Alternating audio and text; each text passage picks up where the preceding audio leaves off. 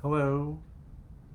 Let's see. This is Elliot Fishman, and I'm watching the buttons. Okay, we're live now. It's interesting. We've had problems. I don't know. It's not we, but Facebook must be having problems on live videos because when you press the button, it says go live, and you're live, and then it just kind of has a wheel that spins and spins.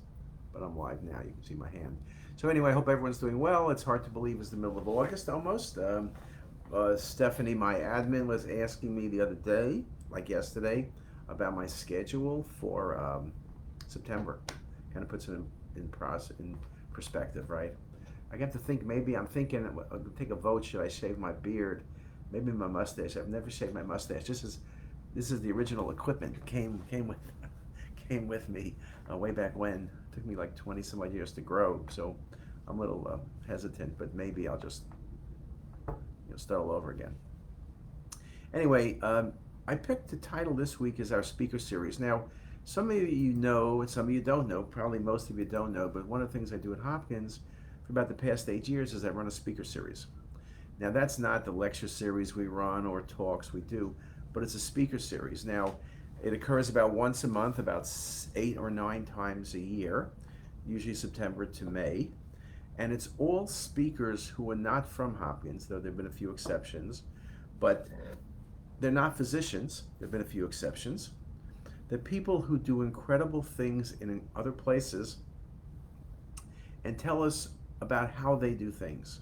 The goal is to improve the patient experience. The goal is to improve how we do things. So we've had a range of people, I think, and I need to count, but it's probably been about 70 people over the past 8 years. It's about 8 or 9 people a year.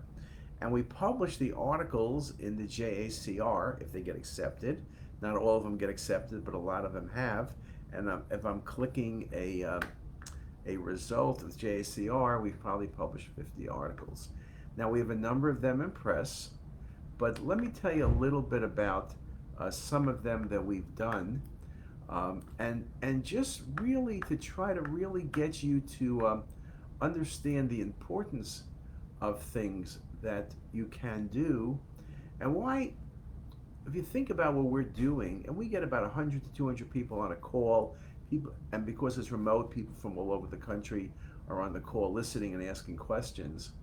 But I think the big thing is, what exactly are we trying to accomplish? Well, we're trying to learn. Yes, you need to go to CTisus to learn how to do a CT scan, how to read a CT scan. You need to do everything, but what you really need to do is also know beyond that. What are other people thinking? Now, there's been a couple speakers, I will mention their name, two to be exact, would not let us publish their work. One was somebody from Apple who they made exception to speak for me, but they told me in advance we couldn't publish, so that was easy. And then there was somebody else I won't mention who's just one of the most spectacular people. His podcast is online, but he's a perfectionist. We write the article with him. He just did not like it exactly. He wanted to fix it, but has not been able to find the time. So maybe someday he'll be there. A few of our speakers have come back multiple times. Tina Wells, for example, spoke this year. Tina is an expert on many things in culture and relationships and children's books and learning. And she spoke in May, and she had spoken twice before. We've had Eric Becker, who was one of our first speakers way back when we started, who's spoken on leadership and management and hiring. We've had many good talks. They've all been great, okay? But what's so nice is they're so variable in the topics and the approach. So let me just give you a few thoughts. Our most recent one that's published, and we have about 5 of them that are in press, was by a friend of ours, Mangesh Hadakunur, who's an and I hope I didn't screw up his name badly, which I did, I'm sure, but he's an expert, and his new company is on podcasts. And he spoke about how you can use podcasts as a way of teaching and potentially building up the patient doctor relationship through storytelling. And one of the reasons he said he formed this company is because he wants to be able to really use storytelling as a way of telling so much of what we need to know, that it's a power and a force for good. We had Doug Becker. Doug is a very, very famous person. him and his brother Eric Becker, who also I mentioned spoke with us. Doug has been an entrepreneur, particularly in education, formed some of the largest companies, and like this, the first line of his article says, "My background has been one of lifelong entrepreneurship. I think of entrepreneurship with reverence. It is a mentality of not giving up in the pursuit of ambitious goal. We can do positive things with entrepreneurship, but can it be a force for good?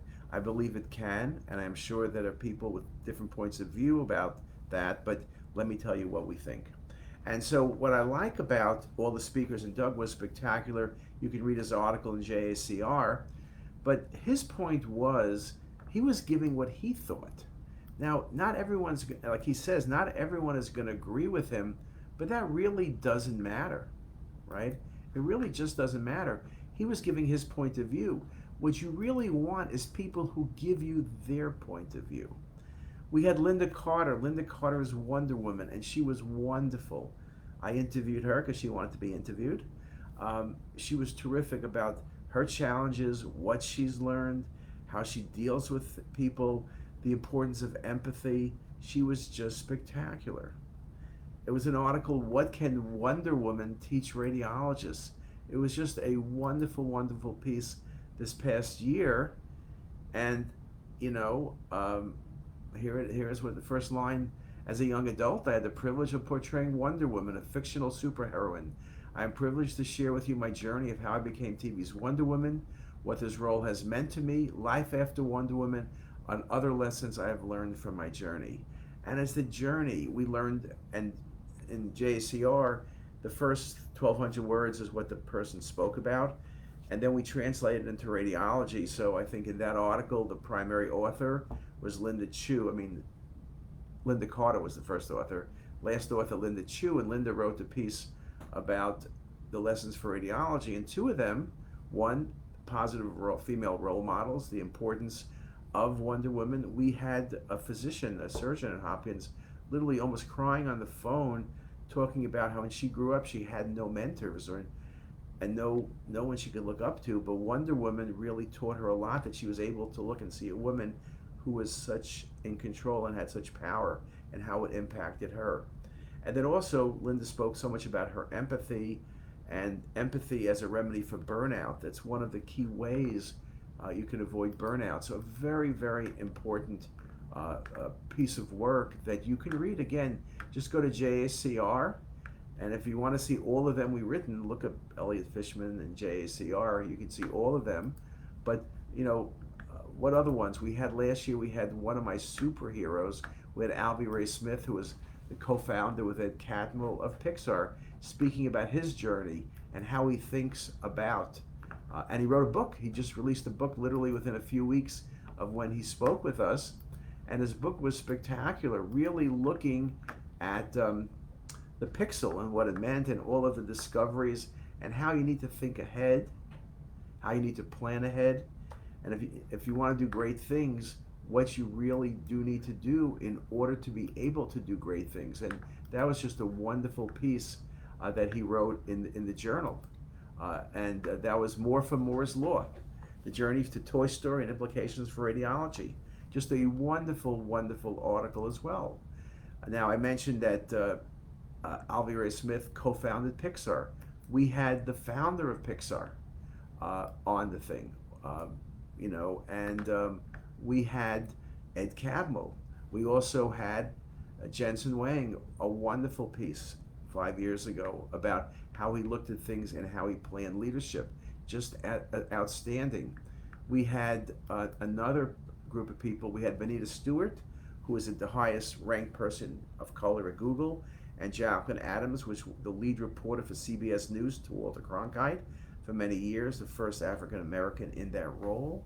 And they spoke about how you can empower women to lead and succeed. They also wrote a book, and they spoke about that. It's worthwhile listening to that lecture, read the article, and read the book. We had Michelle Ballard, who's I know from New York. She's back in New York and back in Chicago, speaking about leadership, developing success by building dynamic teams. Spoke about how you need to do that. We had Eric Becker, who spoke about how to hire people, how to train people, how to manage people. He helped me out get Horst Schultes a few years ago. Horst Schultes was the head of the Ritz-Carlton for 2 decades, won many awards, and the importance of quality and service.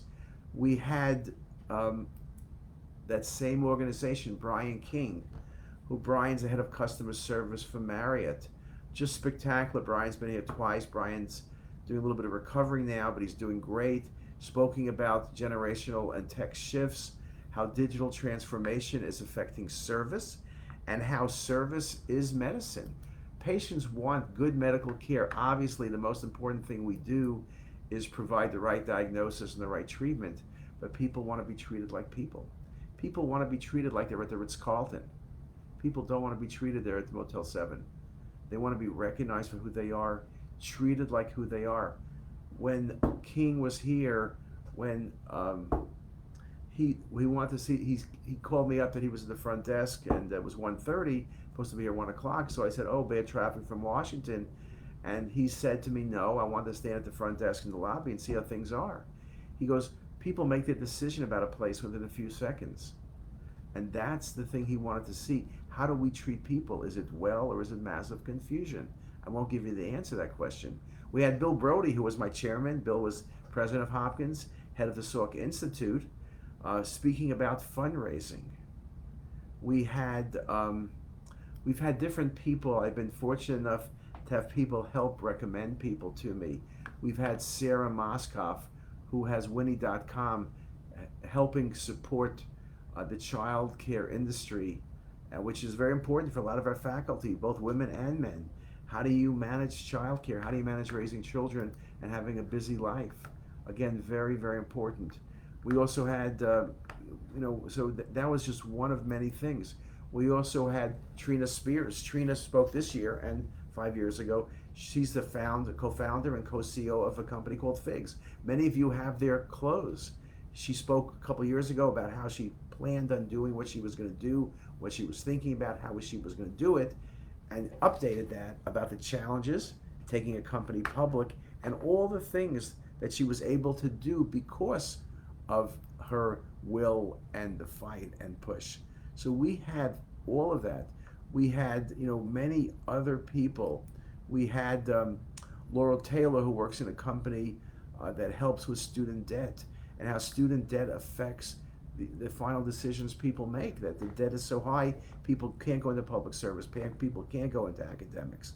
We talked about Jim Travacant, who was with Accenture at the time, spoke about healthcare transformation and how things need to be changed.